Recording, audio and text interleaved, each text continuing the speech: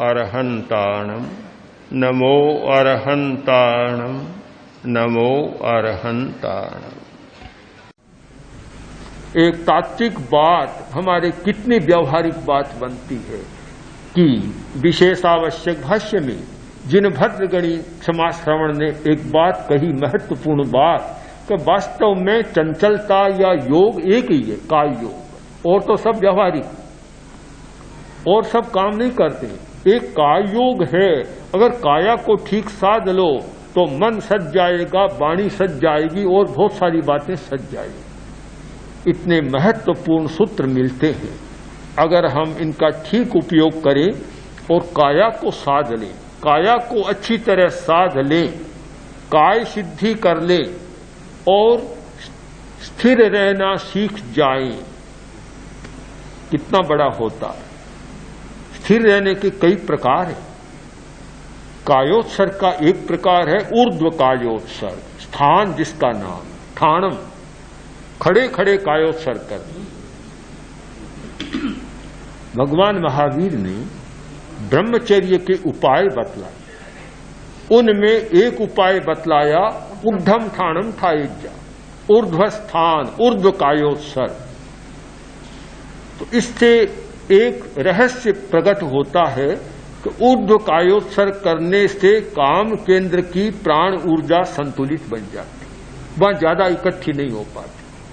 तो ब्रह्मचर्य का एक साधन बतलाया गामानुगामं दुईजा। इतना रहस्यपूर्ण है, पर इस रहस्य का भी उद्घाटन आज होता है कि जिसमें रागात्मक प्रवृत्ति है उसको ज्यादा बैठना नहीं चाहिए, चलना चाहिए ज्यादा। जिसमें द्वेषात्मक प्रवृत्ति है उसको ज्यादा चलना नहीं चाहिए। यह एक ओकल्ट साइंस का नियम है। हाँ, तो रागात्मक प्रवृत्ति वाले के लिए गमन योग बहुत अच्छा। गामानुगामं द्विजा, मतलब इतना रहस्यपूर्ण एक सूत्र है ये। हाँ, होम दिया। तो ये ऊर्ध्वस्थान, ये साधना का सबसे बड़ा सूत्र है और ब्रह्मचर्य की साधना का भी महत्वपूर्ण सूत्र है। कायोत्सर्ग होता है बैठकर भी कायोत्सर्ग होता है।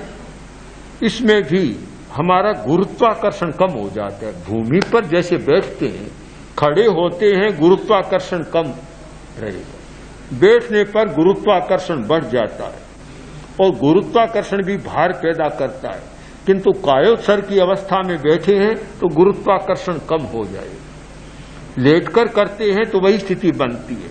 3 तो प्रकार सामान्य हैं, किंतु 2 प्रकार और है, वाम पार्श्व शयन कायोत्सर्ग और दक्षिण पार्श्व शयन कायोत्सर्ग। बाईं करवट लेटकर कायोत्सर्ग करना। जब जब हमारी सक्रियता लाना है, प्राण ऊर्जा को बढ़ाना है, तो बाईं पार्श्व सोकर कायोत्सर्ग करेंगे, जिसको पिंगला कहते हैं। प्राण, पिंगला का प्राण प्रवाह अथवा सिंपैथेटिक नर्वस सिस्टम सक्रिय बन जाए। और जब हम दाईं ओर लेटकर कायोत्सर्ग करते हैं तो मन की स्थिति अच्छी बन जाएगी, इड़ा का प्राण प्रवाह अथवा पैरासिम्पैथेटिक नर्वस सिस्टम सक्रिय बन जाएगी। इस प्रकार कायोत्सर्ग की अनेक निष्पत्तियां, अनेक लाभ और परिणतियां हैं। स्वास्थ्य की दृष्टि से विचार करें, मन के बोझ को उतारने की दृष्टि से विचार करें, मानसिक तनाव, शारीरिक तनाव को कम करने की दृष्टि से विचार करें, तो कायोत्सर्ग के नए नए पहलू हमारे सामने आते हैं। तो प्रेक्षा ध्यान की पद्धति में यदि पूछा जाए कि आधारभूत प्रयोग क्या है, उत्तर होगा कायोत्सर्ग। कायोत्सर्ग प्रेक्षा ध्यान का प्रारंभ बिंदु कायोत्सर्ग और अंतिम बिंदु कायोत्सर्ग, अयोगी अवस्था, शैलेशी अवस्था, बस दोनों के बीच में सारी प्रेक्षा ध्यान की प्रक्रिया चल रही है।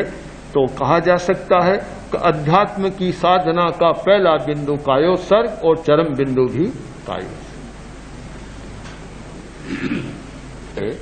जिसके समय की कोई अवधि नहीं।